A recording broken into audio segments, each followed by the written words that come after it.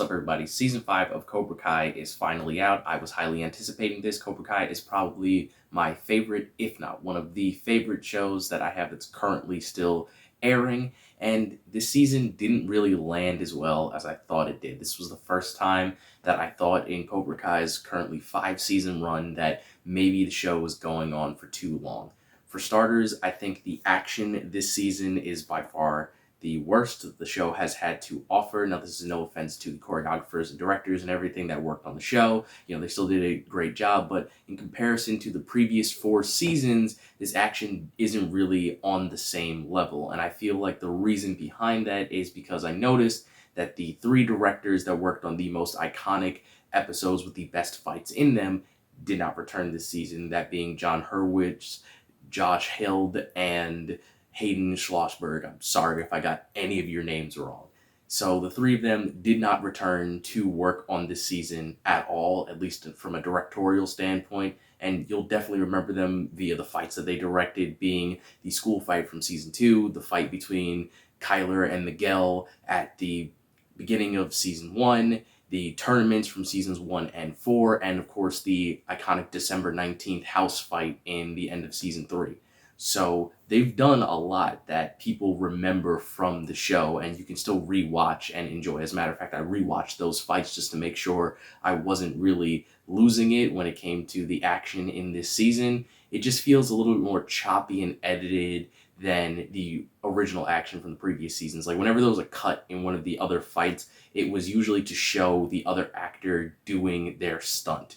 Rather than in this, it felt like it was cutting as if there were a bunch of stunt actors working around and you couldn't show their face, you were just popping back and forth to kind of disorient the audience to be like, oh yeah, the action happened, you saw it, right? And that was just a little weird to me, given how well the action has been done the previous seasons, since for the most part, everyone does their own stunts.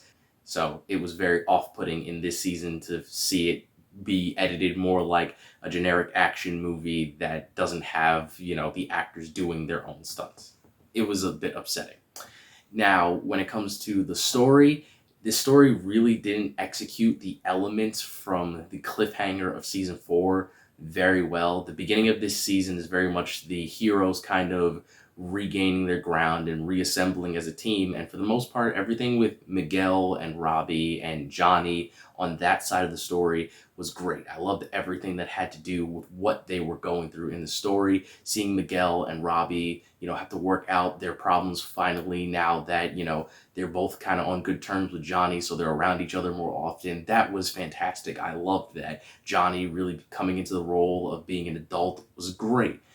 But then you get to the LaRusso side of the story, and it's like Amanda and Sam are both reliving their previous character arcs from earlier seasons. Amanda's arc at the beginning of this season is that she's sick of the whole karate rivalry duel thing, and she just wants it over with, and she doesn't really see the threat that can be caused by Cobra Kai, which it's like, I get that was her story at the beginning, but after Sam got cut in season 2 and their house was destroyed in season 3, she kind of came on board and understood the danger that Cobra Kai posed. But now she's just kind of like, I'm back to the way I was in season 1 and 2, where I don't care about this and I just want it to be over with.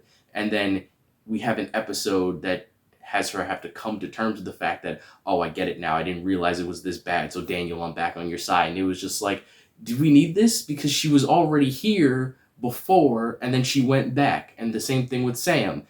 In season 3, Sam kind of lost her will to fight because she was afraid of Tori after their confrontation in season 2.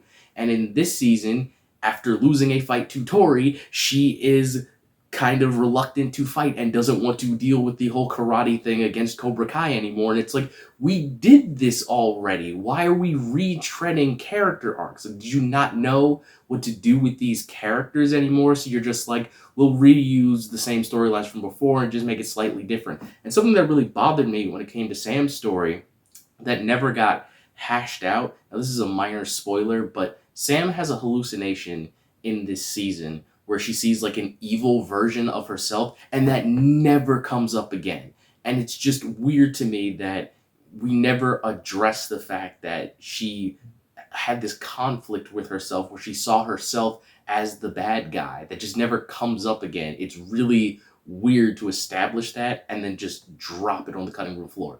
The same thing goes for her younger brother, Anthony, because Anthony in the last season was shown to be a bully and he picked on Kenny, and Kenny ended up joining Cobra Kai and learning how to fight and defending himself. But because he learned from Cobra Kai, he had all of those like angry emotions and he became like how Johnny was in the first Karate Kid movie. So now in this season, him and his cronies are picking on Anthony, and you're like, this isn't good. We want Kenny to become a good guy again. We want him to learn the error of his ways, but he needs someone to teach him that lesson. So you expect Anthony to train at Miyagi-Do so he can defend himself and, maybe break through to Kenny, because he was Kenny's bully and now he understands what it's like to be bullied. He understands the error of his ways. He's become a better person. But that doesn't happen. The two of them don't really interact with each other. Like, Kenny bullies Anthony a few times, some of the time in really brutal ways that he just kind of shrugs off, and we don't get to see the two of them confront each other in some kind of climactic way, which felt wrong to me because Johnny and Daniel got to have their confrontation and hash everything out. Miguel and Robbie got to have their confrontation and hash everything out. Even over the course of this season, Sam and Tori get to work out their problems. So the fact that Kenny and Anthony don't work out their issues and everything just kind of like levels out to this neutral playing field is really, really odd to me that happened. And it was extremely disappointing because I really thought there was something there, that we had this new version of the Karate Kid with these characters, with it being Daniel's son and Kenny's, connection to Robbie and everything like that. I thought they could have done something really well with it, but they don't do anything with it. They're just kind of like, yeah, here's a couple scenes of Kenny bullying Anthony. Anthony decides to start training with Sam at Miyagi-Do, and then everything gets resolved as a byproduct of a different plot line that appears later on in this season. It's like, that's not satisfying in concluding their arc whatsoever. And that's what this season felt like. It felt like they didn't really know what they wanted to do with everything that was set up at the end of season 4, and it was kind of all over the place, and then it kind of focuses up a bit towards the end, and then they overshoot it like really hard. I'll get to that in a bit, but first I want to talk about Daniel. I think Daniel's arc is actually pretty good in this. It's very reminiscent of how his arcs are in the Karate Kid movies. He starts off wanting to take down the guys that he doesn't like, but he's very rash and irrational about it. And then he gets defeated, and he's got to learn to like pick himself up and learn what he's fighting for in order to return to form. And I really do like that, because at the beginning of the season, Daniel is really the only person who's ever interacted with Terry Silver, and he knows exactly how dangerous and manipulative he can be. So while everyone else is figuring out their own stuff, he's trying to take him on more or less by himself. Chosen is by his side, but it's more or less by himself, and he eventually has to, come to terms and learn, internally about what he needs to focus on before he can get back on track by the end of the season to what we would like to see him being. And I really did like that, because Terry Silver is probably the best villain in the entire Karate Kid and Cobra Kai like franchise as a whole. I really love his character, and it just worked really well for Daniel and Terry to go through this. Terry is just a blast to watch on screen. He's just so much fun to see. I didn't really have any issue with his character or anything that he did this season, but it really felt like a lot of the plot lines just kind of went nowhere. Like, they set up a storyline with one of the girls who was a part of, like Cobra Kai and Miyagi-Do, and she rejoins Cobra Kai under Terry Silver. Devin was her name. And they set that up as like, okay, so like Tori is kind of set up as being like, she's morally conflicted about being in Cobra Kai. So like, okay, so maybe Tori is going to leave, and she's going to end up joining Miyagi-Do and Eagle Fang and all that later on. And then Devin's going to be like the new Tori for Cobra Kai, but it doesn't really work out that way. And it's really weird. Like, it feels like they had a lot of threads that they were setting up, and then they kind of just burned them at the drop of the dime. It just didn't make any sense to me. I don't know what happened. I don't know if they needed some more time to work on the season, if it got like rushed through the production, but something just wasn't right with this season, and I just don't know what happened during the whole development of it, and that really did make it the weakest season of Cobra Kai, and it made me feel like this show probably should end with its next season, because every season of Cobra Kai, at some point, I was thinking, man, I don't really know where they're going to go with this, because it feels like the story's going to end, and then they hit me with a cliffhanger. I'm like, whoa, I wasn't prepared for that. That's really cool. I'm excited. I can't wait to see what happens in the following season. And this season's cliffhanger is awful, in my opinion. This is the first time that I think I have ever felt that anything in Cobra Kai was bad. The way they ended this season is terrible. And I'm going to talk about it in extensive spoilers. So if you haven't seen Cobra Kai Season 5, I suggest you leave now and then come back later. But yeah, I need to talk about this, and I can't do it without spoiling it extensively. So I've warned you. Here we go. The end of Season 5 has the Eagle Fang and Miyagi-Do team, as well as Tori, going to steal some footage to prove that Terry Silver is a bad person. So they break into Cobra Kai, they get into a fight with everybody, which again, I mentioned that the action is not on par with the previous seasons. The best part is probably Dimitri and Hawk fighting in the little cubicle room that they're in to steal the files, which that was pretty cool, but it was really short. But anyway, they need to steal this file and upload it to the Cobra Kai YouTube channel to show that Terry Silver is an underhanded, bad person. And as they're doing this, Terry and Daniel heading to the same location during the fight. So they manage to upload everything to the screen. Everyone in Cobra Kai sees that Terry Silver is an underhanded person. Daniel and Terry have a cool fight, which I did like. It called back to the Karate Kid 3, which was cool.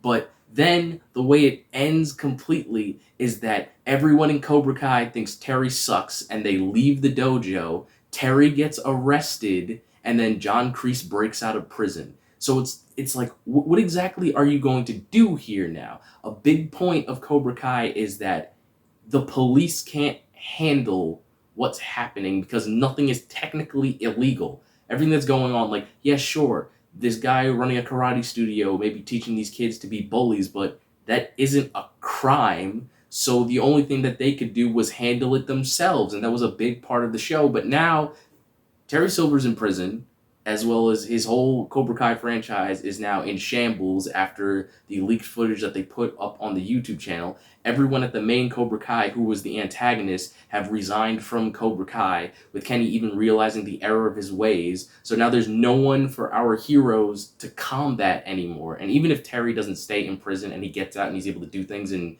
the most likely up-and-coming Season 6, he isn't going to be able to just, like, recover the way he was. Like, what is he going to do? Come back and get a whole new cast of kids that is going to be the antagonist against all of the kids? It's not going to feel the same, because the whole point is that these kids had an interconnected relationship with each other that made it difficult and entertaining to see them conflict with each other. But now, if we get a whole new cast of kids that's going to be a part of Cobra Kai, what's the point? And then now all the kids are friends, they're all on the same side basically, or they're neutral. It's like, where's the conflict now for them to evolve as characters in future seasons? And Miguel and Robbie are cool. Sam and Tori are more or less cool. Kenny has realized he's been a dick. Anthony doesn't have to deal with Kenny anymore. At least that's what it seems like. Like, all the relationships are kind of just resolved now. You know, Daniel, Chosen, and Johnny are cool with each other.